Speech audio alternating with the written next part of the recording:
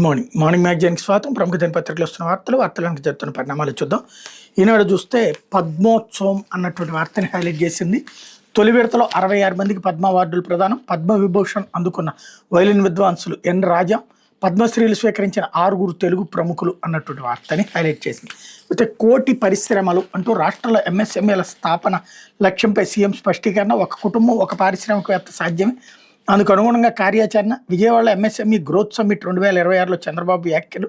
రాష్ట్రంలో 3 వర్గాలు కీలకమైనవి. టీనేజర్లు జనాల్ఫా, జంజీ.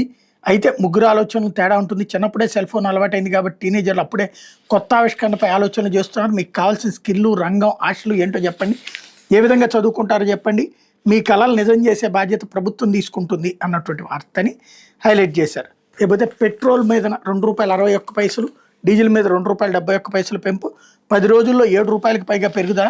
రాష్ట్రంలో ₹118.39, ₹106.10 చేరిన ధరలు. దేశంలో మళ్లీ మెట్రో మోత మోగింది. పెట్రోల్పై లీటర్కి ₹2.61, డీజిల్పై ₹2.71 చొప్పున పెంచు కేంద్ర ప్రభుత్వం సోమవారం నిర్ణయం తీసుకుంది అన్నటువంటి వార్తని హైలైట్ చేశారు. ఇవాళ సిఎన్జి మీద ₹2 పెంచారు. లేకపోతే పార్టీకి నేనే కమాండర్ అంటూ రాష్ట్రంలో 5 కోట్ల మంది ప్రజల ఆకాంక్షలు నెరవేర్చడం కోసం కూటమి కట్టాం. మనం ఏదో చేస్తామని, రాష్ట్రాన్ని అభివృద్ధి చేస్తామని కదా ప్రజలు నమ్మింది. అట్లాంటిది కూటమిలో ఉన్న చిన్న చిన్న సమస్యలకు గొడవ పడతామా? 5 కోట్ల మంది ప్రజల కోసం మనసా వాచా కర్మణ మద్దతిస్తా. జనసేన కార్యకర్తలు ప్రస్తావిస్తున్న ఇబ్బందులు తారాస్థాయిలో లేవు. ఒక వ్యక్తి చేసిన తప్పును ఆ వ్యవస్థపై పెట్టకూడదు. ఆ ఇబ్బందులు శృతిమించిపోతే ఎదిరించక తప్పని పరిస్థితి వస్తే ఊరుకోమని ముఖ్యమంత్రి జనసేన అధ్యక్షుడు పవన్ కళ్యాణ్ స్పష్టం చేశారు. రాజమహేంద్రవరంలో సోమవారం రాత్రి ఆయన జనసేన నాయకుల సమావేశంలో మాట్లాడారు. జనసేన నాయకులు మెత్తగా ఉండొద్దు, నేను మౌనంగా ఉన్నానంటే గట్టిపడుతున్నానని, సరైన సమయం కోసం చూస్తున్నానని అర్థం అన్నటువంటి వ్యాఖ్యలు చేశారు. లేకపోతే వైవి సుబ్బారెడ్డి పిఏ చిన్నప్పన్నకు భారీగా అక్రమాస్తులు. ఋషికొండ, పరవాడ, తగరపు వలస, తాడేపల్లి ప్రాంతాలు ఖరీదైన స్థలాలు, నివాసాలు. వాటి విలువ 10 కోట్లోనే వైకాపాయంలోనే కొన్నట్టు నిర్ధారణ. చిన్నప్పన్న అతని కుటుంబ సభ్యుల నివాసాల్లో ఏసీబీ సోదాలు.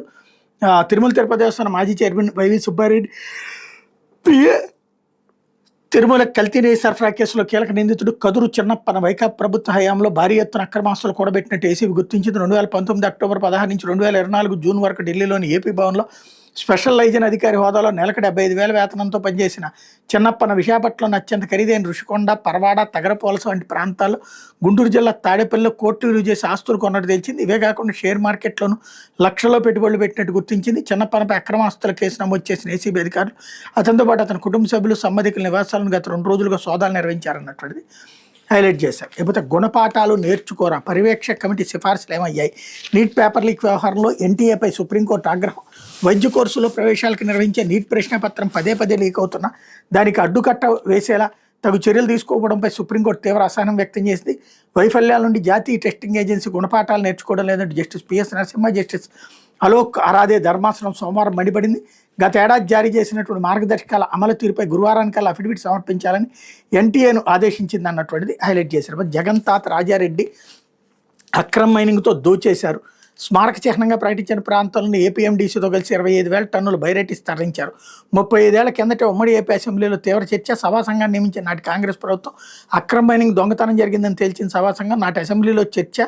సభా సంఘాన్ని నివేదికలను విడుదల చేసిన మంత్రి రాంప్రసాద్ రెడ్డి అన్నటువంటి వార్తని హైలైట్ చేశారు. జగన్ తాత వైఎస్ రాజారెడ్డి మంగంపేటలో అక్రమ మైనింగ్కి పాల్పడ్డారు. అరుదైన ఖనిజ నిల్వలుగా గుర్తించి స్మారక చిహ్నంగా ప్రకటించిన ప్రాంతం నుంచి 12,500 టన్నులు బైరేటిస్ దొంగతనం చేశారు. అందుకని 24.2 లక్షలు చెల్లించాలని ప్రభుత్వం నుంచి నోటీసులు కూడా అందుకున్నారు. ఇవి ఎవరో చేసిన ఆరోపణలు కావడం. ఉమ్మడి ఆంధ్రప్రదేశ్లో కాంగ్రెస్ అధికారులు ఉన్నప్పుడు అప్పటి గనుల శాఖ మంత్రి ఎం జానకిరామ్ అసెంబ్లీ వేదికగా ఇచ్చిన సమాధానమే అన్నటువంటి వార్తని హైలైట్ చేశారు. మరి డబ్బులు ఏమన్నా రికవరీ చేశారా? ఏమీ ఉండదు. ఇప్పుడు మైనింగ్ ఏం జరుగుతుంది? అంతగా సిబిఐఏ దర్యాప్తు చేయమని చెప్పేసి ఆదేశించినటువంటి పరిస్థితి. మరి జరిగినాయా అంటే లేదు. మైనింగ్ అన్నటువంటిది అప్పుడు ఇప్పుడు ఎప్పుడూ దోచుకునేదే. తెలుగుదేశం వాళ్ళు దోచుకోవడం మానేశారా? వైసీపీ వాళ్ళు దోచుకోవడాన్ని ఏమి సమర్థించక్కర్లేదు. ఇద్దరూ దోచుకోవడమే. ఎవడు అధికారులు ఉంటే అటు దోచుకోవడమే. సమస్యల్లా మైనింగ్ ద్వారా లక్షల కోట్ల ఆదాయం వస్తుంది. వ్యక్తులు తింటున్నారు. పార్టీలు మాత్రం ఎదుటోళ్ళ మీద రాళ్ళు వేసుకుంటూ పేపర్లలో వార్తలు రాసుకుంటూ కాలక్షేపం చేస్తుంది. లేకపోతే అయిన వారి భూములే తీసుకునేలా టీడీఆర్ కుంభకోణంలో ద్వారంపూడి చంద్రశేఖర్ రెడ్డి లేలా పబ్లిక్ నోటిఫికేషన్ ఇవ్వకుండా ఇచ్చినట్టు నకిలీ రికార్డులు సృష్టి.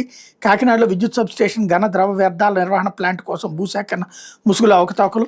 ద్వారంపూడి అధికారులపై ద్వారంపూడి అధికారులపై క్రిమినల్ కేసు చర్యలకు విజిలెన్స్ విభాగం సిఫార్సు అంటూ భూములు ఇవ్వడానికి ఆసక్తి వ్యక్తీకరణ కోసం పబ్లిక్ నోటిఫికేషన్ ఇస్తే ఆ విషయం అందరికీ తెలిసిపోతుందని, అప్పుడు తాము అనుకున్నట్టు కావాల్సిన వాళ్ళ భూములు మాత్రమే తీసుకునేందుకు వీలు కాదనే ఉద్దేశంతో అసలు పబ్లిక్ నోటిఫికేషనే జారీ చేయలేదు.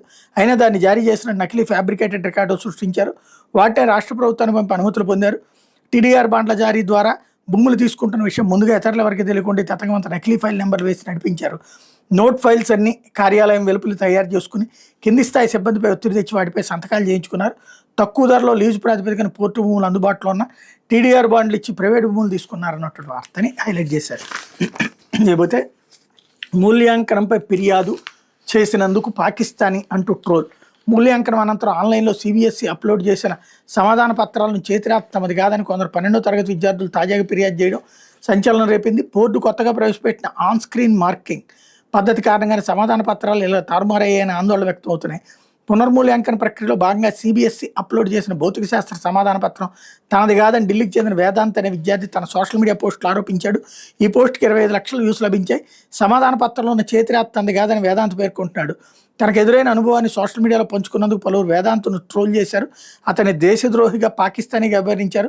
సంజన అనే 12వ తరగతి విద్యార్థిని కూడా తన రసాయన శాస్త్ర సమాధాన పత్రం తారుమారైందని ఫిర్యాదు చేశారు. ఐఐటి మద్రాస్, ఐఐటి కాన్పూర్కి చెందిన నిపుణుల విషయంలో ఎదురైన సాంకేతిక సమస్యలన్నీ పరిష్కరిస్తారని కేంద్ర విద్యాశాఖ మంత్రి ధర్మేంద్ర ప్రధాన్ ప్రకటించారన్నటువంటి వార్తని హైలైట్ చేశారు. సిబిఎస్ఈ ఓఎస్ఎం విధానంపై వివాదం చెలరేగిన నేపథ్యంలో కాంగ్రెస్ అధినేత రాహుల్ గాంధీ స్పందించారు. మోడీ ప్రధాన్ ద్వయం మరో సంస్థను సిబిఎస్ఈను ఉద్దేశించి మాల్ ప్రాక్టీస్ నుంచి చిహ్నంగా మార్చేసిందని విమర్శించారు. ప్రధాన అహంకారాన్ని జెన్జెడ్ అణచివేస్తుందని వ్యాఖ్యానించారన్నటువంటిది హైలైట్ చేశారు.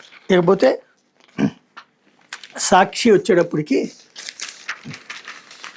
గొంతెండుతోంది బాబు నీరు బేజారు అంటూ రాష్ట్ర వ్యాప్తంగా సమస్యకి నీళ్లు వదిలేసిన చంద్రబాబు సర్కార్ వేసవిలో తాగునీటి ఎద్దడి నివారణకు జనవరిలోని అధికారుల ప్రణాళికలు, మే నెల మూసిపోతున్న నిధులు విడుదల చేయని ప్రభుత్వం నీటి సమస్య పరిష్కారానికి అనంతపురం మొదలు శ్రీకాకుళం వరకు ఆందోళనలు, గ్రామాల్లో వారం నుంచి 20 రోజులకు ఒకసారి నీటి విడుదల, ప్రకాశం జిల్లాలో అర్ధరాత్రి మహిళల పడిగాపులు, పంచాయతీ నీరు రాకపోవడంతో తాగునీటిని కొనుగోలు చేస్తున్న ప్రజలు, మండు వేసవిలో తీవ్రస్థాయికి చేరి నీటి కష్టాలు, నీటి ఎద్దడి నివారణలో పూర్తి విఫలమైన చంద్రబాబు ప్రభుత్వం అన్నటువంటిది హైలైట్ చేశారు. మెగా డిఎస్సీనా దగా డిఎస్సీనా అంటూ జగన్మోహన్ రెడ్డి స్టేట్మెంట్ హైలైట్ చేశారు. మీ సుపుత్రుడి శాఖలో లీకులతో సాగిన డార్క్ ఆపరేషన్ ఎందుకు దాచిపెడుతున్నారు? ఉద్యోగార్థులు మోసం చేయడం దగా కాదా? మా హయాంలో ఇచ్చి నోటిఫికేషన్ రద్దు చేసి ఉద్దేశపూర్వకంగా ఆలస్యం, కొత్త నోటిఫికేషన్తో పబ్లిసిటీ స్టంట్, చివరికి స్కాములతో ముగిసిన మీ నిర్వాహకం, మొదటి ర్యాంక్ వచ్చిన అభ్యర్థి వివరాలు డేటాబేస్ నుంచి ఎందుకు డిలీట్ చేశారు? సెలెక్టివ్గా కొందరికి మాత్రం మెసేజ్లు ఎందుకు పంపారు? ఎంపికైన వారి జాబితా ఎందుకు ప్రదర్శించలేదు? స్పోర్ట్స్ కోటా ఉద్యోగాలకు 15 లక్షలతో బేరాలా? మీ పార్టీ నేత ఈ డీల్స్ చేయడం వాస్తవం కాదా? ఫేక్ సర్టిఫికెట్తో ఉద్యోగాలు ఇవ్వటం నిజం కాదా? ఇది రిక్రూట్మెంటా లేక వేలంపాట? మెగా డిఎస్సీ స్కామ్పై సిబిఐ దర్యాప్తుకు ఆదేశించాలి, లోకేష్ని మంత్రి పదవి నుంచి తప్పించాలంటూ జగన్ స్టేట్మెంట్ ఇక్కడ హైలైట్ చేశారు. అయితే ఆకాశానికి ఇంధన రేట్లు 10 రోజుల్లో 4 సార్లు పెట్రోల్ డీజిల్ రేట్లు పెంపు. రాష్ట్రంలో అత్యధికంగా లీటర్ పెట్రోల్ ₹118.39, డీజిల్ ₹106.11. తాజాగా లీటర్ పెట్రోల్పై ₹2.86, డీజిల్పై ₹2.83 పడ్డాను. ఫలితంగా వినియోగదారుపై ఏడాదికి 8,000 కోట్ల భారం. సగటు సామాన్యుల జీవనంపై తీవ్ర ప్రభావం. సామాన్యుని నడ్డు విరుస్తూ చోద్యం చూస్తున్న చంద్రబాబు సర్కార్ అన్నటువంటిది హైలైట్ చేశారు. లేకపోతే పటిష్టంగానే ఆర్థిక వ్యవస్థ, ఇంధనం, ఎరువులు, డాలర్లపైనే ప్రభుత్వ ఫోకస్.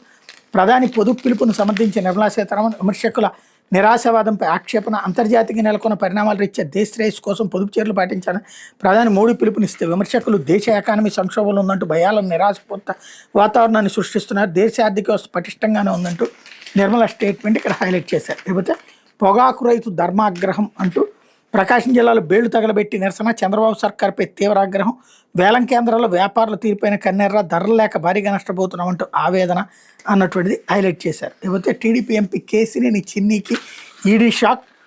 ఫ్రైడ్ ఇన్ఫ్రాకాన్ ఆర్థిక అక్రమాలపై గురి. ఆ కంపెనీలో డైరెక్టర్గా చిన్ని భార్య జానకి లక్ష్మి రేపు హైదరాబాద్లో విచారణకు హాజరు కావాలని నోటీసు. ఒకే చిరునామాతో 2 కంపెనీలు, ఒకే మెయిల్ ఐడి. చిన్ని దంపతులు నల్లధనాన్ని భారీగా విదేశాలకు తరలించినట్టు ఆరోపణలు. లోకేష్కి అత్యంత సన్నిహితుడిగా చక్రదిప్పుతున్న చిన్ని ఈడీ నోటీసులతో చంద్రబాబు క్యాంపులో గుబులు అన్నటువంటిది హైలైట్ చేశారు. అయితే రంగా హత్యకు చంద్రబాబు సూత్రధారి, నాటి హోంమంత్రి కోడెల ఎస్పీ వ్యాస్ పాత్రదారులు. రంగా హత్య జరిగింది కేసు కొట్టేసిన టీడీపీ హయాంలోనే. విజయవాడలో ఏ ఇంటికి వెళ్ళి అడిగినా రంగాన్ని చంపించి చంద్రబాబు అని చెప్తారు. డైవర్షన్ పాలిటిక్స్లో భాగంగానే వైఎస్ఆర్ కుటుంబం పైన దుష్ప్రచారం. వైఎస్ఆర్సీపీ రాష్ట్ర అధికార ప్రతినిధి వంగవీటి నరేందర్ ఫైర్ అన్నటువంటిది హైలైట్ చేశారు. ఇకపోతే మెగా డీల్ ఎస్సీ అన్నటువంటిది ఇక్కడ హైలైట్ చేసుకొచ్చారు. అడుగడుగున చంద్రబాబు సర్కార్ ద్రోహం, అర్హులైన అభ్యర్థుల భవిష్యత్తుతో దొంగాట. సెప్టెంబర్ 25న అందరికీ అపాయింట్మెంట్ ఆర్డర్లు. అదే రోజు అమరావతిలో సీఎం ఆధ్వర్యంలో వేడుకలు. అక్టోబర్ 3 నుంచి కొత్త టీచర్లకు శిక్షణ ప్రారంభం. అపాయింట్మెంట్ ఆర్డర్ లేకుండా కొందరు శిక్షణకు హాజరు. 4 రోజుల తర్వాత విడతల వారికి నియామక పత్రాలు అందజేత. తొలుత ఉద్యోగాలకు ఎంపికైనట్టు ప్రకటించి వేడుకలకు రావాలన్న వాళ్ళని పక్కన పెట్టిన వైనం అన్నటువంటిది హైలైట్ చేశారు. లేకపోతే డిఎస్సి నియామకాల్లో ప్రభుత్వ బరితెగింపు అంటూ పేర్ని నాని దగ్గర నుంచి మెరుగు నాగార్జున, ఆదిమూలపు సురేష్, జక్కంపూడి రాజాల స్టేట్మెంట్లో హైలైట్ చేశారు. లేకపోతే 50,000 వరకు రైతులకు రుణమాఫీ.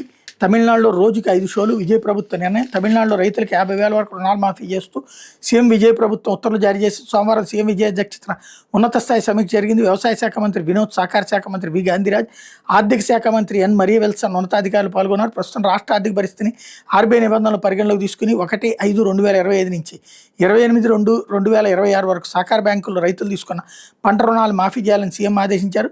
50,000 వరకు పూర్తిగా రుణాలు మాఫీ చేస్తూ సంతకం చేశారు.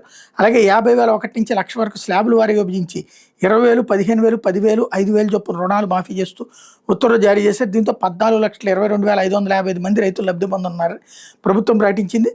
అలాగే తమిళ చలనచిత్ర పరిశ్రమకు చెందిన ప్రముఖులు విజయన్ కలిసి థియేటర్లో రోజుకి 5 ఆటలు ప్రదర్శించుకుని అనుమతి ఇవ్వాలని గత వారం కోరారు. దీని మీద సానుకూలంగా స్పందించి సీఎం విజయ్ 1957 తమిళనాడు థియేటర్ల నియంత్రణ చట్ట నిబంధనలు సవరిస్తూ ఉత్తర్వులు ఇచ్చారు. ఇకపై తమిళనాడు వ్యాప్తంగా అన్ని థియేటర్లో కొత్తగా విడుదలయ్యే తమిళ సినిమాలు విడుదలైన రోజు వారం రోజుల పాటు రోజుకి 5 ఆటలు, స్థానిక పండుగ రోజులు, ప్రభుత్వ సెలవు దినాలు, శని ఆదివారాల్లో కూడా రోజుకి 5 ఆటలు ప్రదర్శించడానికి అనుమతి ఇచ్చారన్నటువంటిది హైలైట్ చేశారు. లేకపోతే ఆంధ్రజ్యోతి బయట బగబగా, ఇంట్లో కొత్త కోతలతో కష్టాలు, కోస్తా నిప్పుల కొలిమి, బాణుడు బగబగలకు అనధికార విద్యుత్ కోతలు సెగలు కూడా తోడవడంతో రాష్ట్రం అల్లాడిపోతుంది. రోడ్లు పగిలే కార్తీక భయపడి జనం ఇల్లు దాటడం లేదు. సోమవారం విజయవాడలోని పెనమలూరులో పగటి ఉష్ణోగ్రతలు అత్యధికంగా 48.1 డిగ్రీల దాకే. దీంతో కాలు బయటపెట్టడానికి ప్రజలు జంకుతున్నారు. ఇప్పుడు వాళ్ళకి విద్యుత్ కోతలు మరింత నరకం చూపిస్తున్నాయి. బయట వేడిగాలు, ఇంట్లో ఉక్కపోతతో జనం సతమతం అయిపోతున్నారు అన్నటువంటిది హైలైట్ చేశారు. ఇకపోతే ఇప్పటికీ ఒక్క విషయం మెచ్చుకోవాలి. ఆంధ్రజ్యోతి మనం ఎప్పటి నుంచినో చెప్తున్నాం, కరెంటు కోతలు, అప్రకటిత కరెంటు కోతలతో అల్లాడుతున్నారు అన్నది ఇవాళకి రాశారు వీళ్ళు. కోతలతో కష్టాలు అంటూ ఓవర్లోడ్, అత్యధిక ఉష్ణోగ్రతలతో టపాసుల్లో పేలిపోతున్న ట్రాన్స్ఫార్మర్, 2 రోజుల్లోనే పేలిన 22 ట్రాన్స్ఫార్మర్లు, ఈదురుగాలతో 30కి పైగా ప్రాంతాలు తెగిన 33 కేవీ లైన్లు, 132 కేవీ లైన్లు, సిబ్బంది కొరతతో మరమ్మతులు ఆలస్యం, ఫలితంగా ఎడాపెడా అనధికారిక కోతలు. మళ్ళీ ఇక్కడ కవర్ చేసుకొచ్చారు. ఏమీ పేలం చోట కూడా జరిగినాయి. నిరంతరం కరెంటు కోతలు నడుస్తున్నాయి. ఇకపోతే యువత కళల్ని నిజం చేస్తాం, జంజీ జనాల్ఫా చదువులకు అండగా ఉంటాం. యువత కళల సహకారానికి ఎంఎస్ఎంఈ వేదిక. రాష్ట్రంలో 1 కోటి ఎంఎస్ఎంఈల స్థాపన లక్ష్యం. 1 ఫ్యామిలీ 1 ఎంటర్ప్రెన్యూర్ సాధిస్తాం. 175 ఎంఎస్ఎంఈ పార్కులు ఏర్పాటు చేస్తున్నాం. ఇప్పటికే 138 సిద్ధం. జూలైకి మొత్తం రెడీ. చిప్ టు షిప్ నినాదం మేరకు తయారీపై దృష్టి. సైనింగ్, గ్రౌండింగ్, ఓపెనింగ్ పద్ధతిన పరిశ్రమలు. ప్రపంచ మార్కెట్కి మన ఎంఎస్ఎంఈ ఉత్పత్తులు. ప్రైవేట్ పారిశ్రామిక పార్కులు కూడా ప్రోత్సాహకాలు. 200 కోట్లతో cluster development programme. MSME growth సమ్మిట్లో సీఎం చంద్రబాబు అన్నటువంటిది హైలైట్ చేశారు. లేకపోతే ఇక భరించను అంటూ పవన్ కళ్యాణ్ స్టేట్మెంట్. అడ్డగోలుగా మాట్లాడితే పర్యవసానాలు తప్ప, రోడ్డును పోయే ప్రతి ఒక్కళ్ళు అంటూ ఉంటే మేమెందుకు భరిస్తాం, భరించినంతకాలం భరించాం. చాలా ఏళ్ల కిందట ఒక మాట చెప్పాను, భరిస్తాం, సహిస్తాం, అవసరమైతే తాట తీస్తామని. మీరు ఎంత యుద్ధం కావాలనుకుంటే అంత యుద్ధం ఇవ్వగలను. అది మీ సామర్థ్యం మీద ఆధారపడి ఉంటుంది. విఘ్నత విచక్షణ ఉన్నవాడిని కాబట్టి పరిధిలో మాట్లాడతాను. స్థాయి దాటితే ఎవరిని లెక్క చేయను.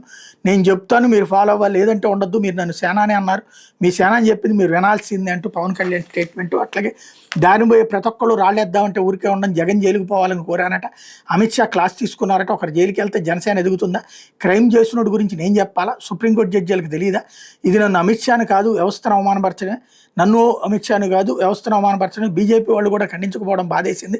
పవన్ ఏమైనా అనేయచ్చు, మనం ఏదైనా అంటే కులం ప్రాంతం గుర్తొస్తాయి. ఇష్టానుసారంగా మాట్లాడితే మాకు కోపాలు రావా? అభిమానులందరూ ఏకతాటిపై ఉండడంతో తమిళనాడులో ఒక హీరో సీఎం అయ్యాడు. ఇక్కడ సినిమా పరంగా ఇష్టపడ్డ పాలిటిక్స్లో కులం వచ్చేస్తుంది. కూటమి కోసం కొన్నిసార్లు సర్దుకుంటా, ఒక పార్టీ కోసం కాదు 5 కోట్ల ప్రజల కోసం భరిస్తా, కార్యకర్తల వేటిలు జనసేన అని అన్నటువంటిది హైలైట్ చేశారు. లేకపోతే చీఫ్ లెక్కర్లో కక్కుర్తి అంటూ అధికారుల మామూలు డిమాండ్ని క్యాష్ చేసుకుంటూ 99 రూపాయల బ్రాండ్లపై వసూలు, ప్రభుత్వ అసలు ఉద్దేశానికి తూట్లు అన్నటువంటిది హైలైట్ చేశారు.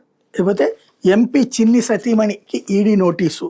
ఆమె డైరెక్టర్గా ఉన్న కంపెనీలోకి మద్యం కుంభకోణం డబ్బులు. ఆ నోటీసు వ్యక్తిగతంగా సంస్థకి ఎంపీ 2022లోనే బయటకు వచ్చేసామని వెల్లడి అన్నటువంటిది హైలైట్ చేశారు. ఇది దినపత్రికలో వచ్చిన వార్తలు వెనకాల జరుగుతున్నటువంటి పరిణామాలు.